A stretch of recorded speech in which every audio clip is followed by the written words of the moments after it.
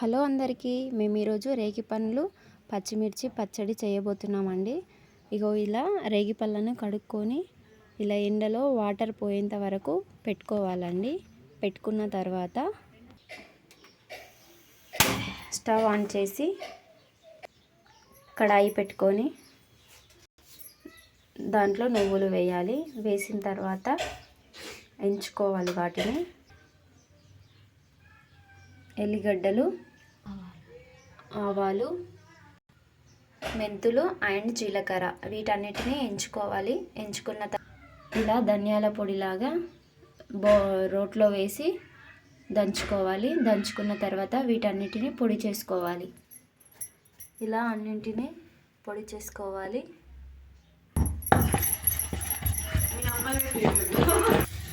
ఆవాల పొడి ఇలా అన్నింటినీ దంచుకొని పక్కన పెట్టుకోవాలి.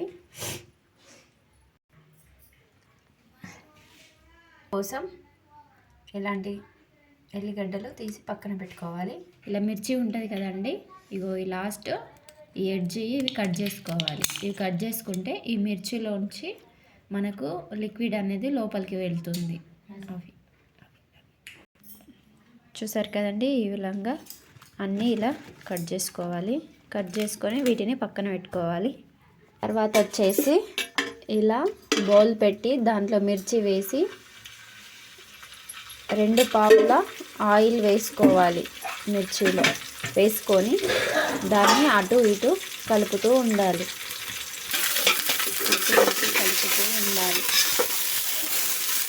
హాఫ్ టీ స్పూన్ ఇందులో కొంచెం సాల్ట్ వేసుకోవాలి. వేసుకొని అటు ఇటు కలుపుతూ ఉండాలి. చూసారు కదండి ఎలా కలుపుతున్నాను, మీరు కూడా ఈ విధంగానే కలపాలి. చూసారు కదండి, ఈ విధంగా అయ్యేటట్టు చూసుకొని దీన్ని పొయ్యి మీద నుండి పక్కకు దింపుకోవాలి. ముందుగా ఒక బౌల్ తీసుకొని అందులో పెద్ద గ్లాస్ తీసుకొని ఇందులో ధనియాల పొడి పోసుకోవాలి. పోసుకున్న తర్వాత మెంతులు, జీలకర్ర, మళ్ళీ తర్వాత ఆవాలు, తర్వాత నువ్వుల పొడి వేసుకోవాలి. వేసుకున్న తర్వాత కారం పొడి తీసుకోవాలి. కారం పొడి ఎందుకంటే మనకు మిర్చి ఉన్నాయి కదా, దానికి తగ్గట్టుగా 12 స్పూన్స్ టీ స్పూన్స్ అంతా 12 స్పూన్స్ మేమైతే కారం తీసుకున్నామండి. వీటన్నింటిని బాగా మిక్స్ చేసుకోవాలి.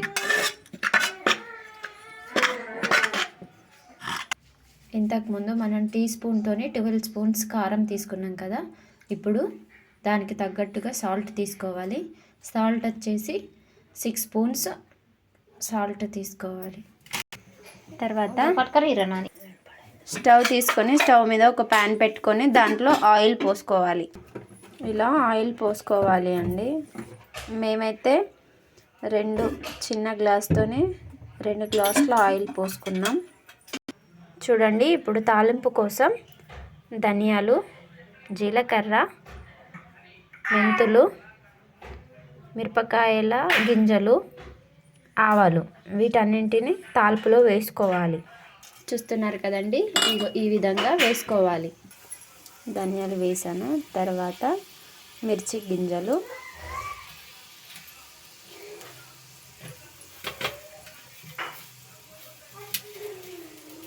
తర్వాత మెంతులు వేసుకోవాలి. వేసిన తర్వాత జీలకర్ర వేసుకోవాలి.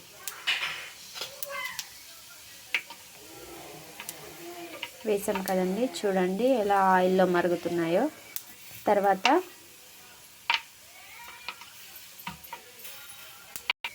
ఆవాలు కూడా ఇలా వేసుకోవాలి.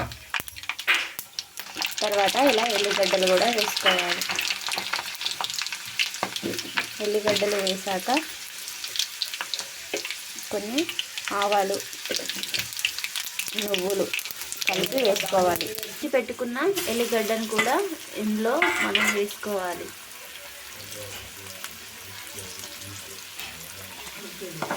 ఇలా కలుపుతూ ఉండాలి.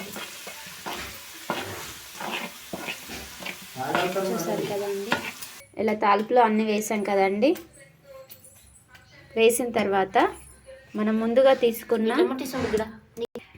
తీసుకున్న కారంలో ఇలా పోసేయాలి. వీటన్నిటిని ఇలా మిక్స్ చేస్తూ కలుపుతూ ఉండాలి.